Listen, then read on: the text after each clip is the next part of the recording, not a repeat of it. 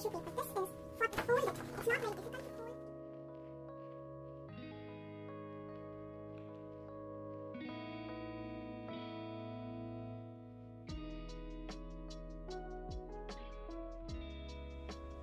Let me introduce the series to you. We are going to start with the basics of scrapbook over here. Now this particular episode is going to focus on paper thickness.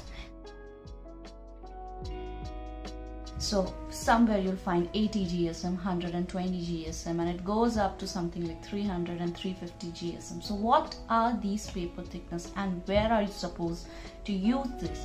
Forget about using this. How are you going to even identify these papers? GSM is grams per square meter. That is how you decide the thickness of a paper by its weight. The first particular thickness, which is not really a scrapbook paper, but let's get started with this. As you can see, this is a napkin, a tissue paper. This is 40 GSM, just so you understand the correlation of these GSMs. So if you see this particular bottle over here, I have used this print to decoupage this bottle, and this kind of artwork, which we call decoupage, happens with these thin, very thin papers, which are these tissue papers of 40 GSM. The next paper that I'm going to show you is the general paper, the general loose papers, or the ones that come attached in your notebook. They are all 80 GSM paper and they are suitable to write.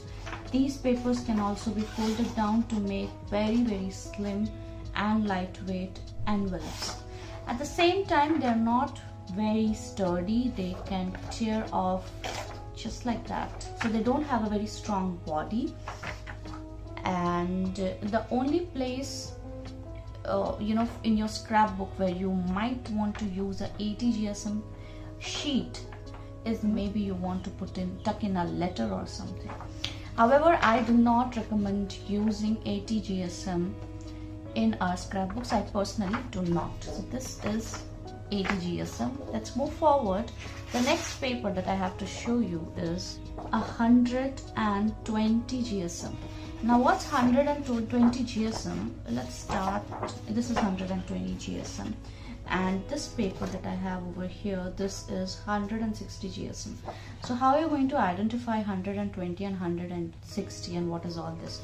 So generally the chart papers, or the big kg sheet as you call it, which comes in a roll in A1 size, the full size rolls, they are generally the thinner ones. They are 160 GSM, which is this particular thickness.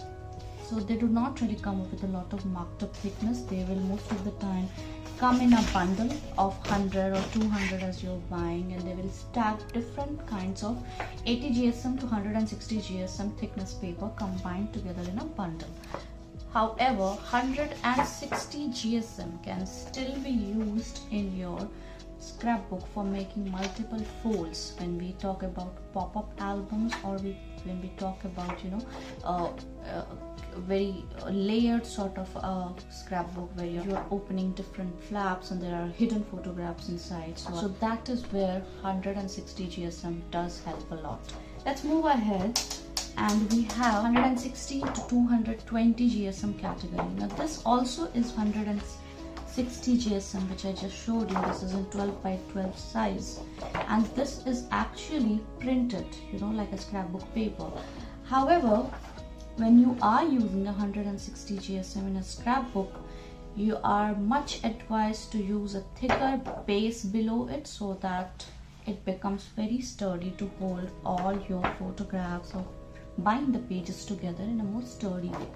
Next paper that I have over here is 220 GSM. These come at around 220, 225 to 230 GSM depending on the manufacturer. So you can see how beautiful this print is. This actually is a scrapbook album paper, and it has come in a bundle. This bundle that I just showed you, so this comes in bundles, paper pads or paper pack like this. These are much sturdy, they won't tear off so easily. These can even hold your pictures together.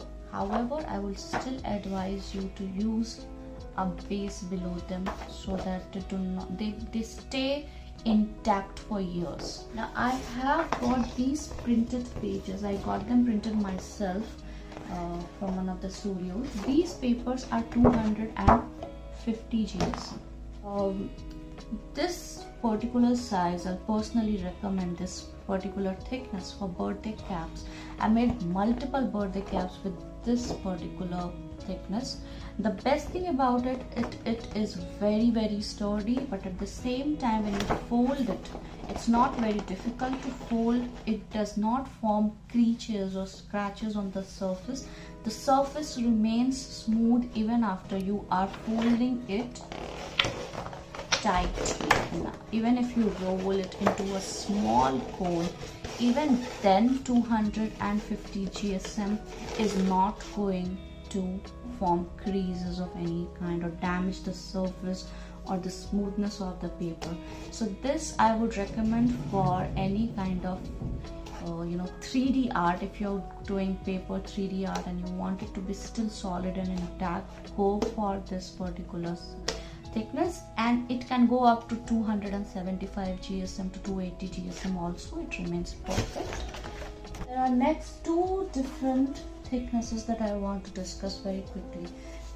300 GSM and 350 GSM. So sometimes you will have both the sides printed. Sometimes, as you can see, one side is printed.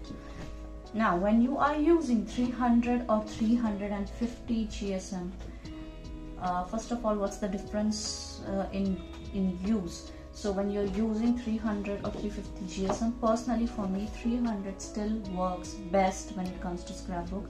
For 350 GSM, I like to invest this in my boxes, hampers, explosion boxes.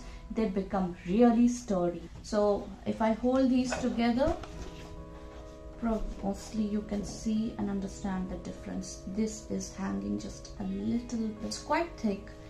If you do not need a base below 350 GSM because it's going to become really thick like a cardboard, and I don't know how much the end customer will be able to handle that. Why am I saying that? Is because if one side is printed, you're going to use the other side not as it is, but you're actually probably going to take another printed paper of the same thickness and stick it on the other side like this for a scrapbook album. So this automatically becomes 600 GSM because these are 300 GSM on each side. So and if you do stick together a 350 GSM together, it becomes 700 GSM, which is like almost the thickness of a cardboard. So it becomes very heavy when you insert something in between, and by something we do generally mean a cardstock, and a cardstock is again 350 GSM, 250 to 350 GSM. What I use basically from my scrapbooks are pattern papers or cardstocks of around 250 GSM to 300 GSM, 350 at times maybe if the album is really full size like 10-inch or 12-inch, then going for a 350 GSM paper really helps. If the album is really small, A5 size or B6 size, those kind of album, like 6x6 square size albums, if I'm doing those, if I make the pages unrealistically thick, it becomes very stuffy, so I avoid that. So now all of these tips about paper types and uses and purpose we are going to discuss in classes that we will have further. So for today, this was all about scrapbook paper thickness. If you like the video, feel free to give us a thumbs up, comment down below your understanding of the paper thickness that I discussed. If you have any other inputs, do share it with me. You can follow us on Instagram and Facebook. My name is Shrivastava. I'm the owner of The Tinted Window. You can follow us on Instagram and Facebook. We have a business of customized gifts, scrapbooks and antiques. See you in our next class. Bye.